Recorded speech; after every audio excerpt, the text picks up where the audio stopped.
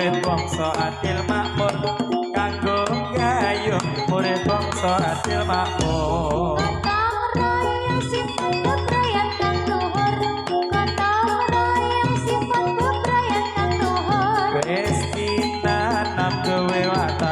jujur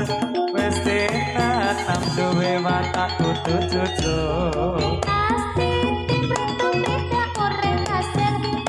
asti tipretu beda orang kasar anggo watak kang sifat adil anggo watak kang sifat adil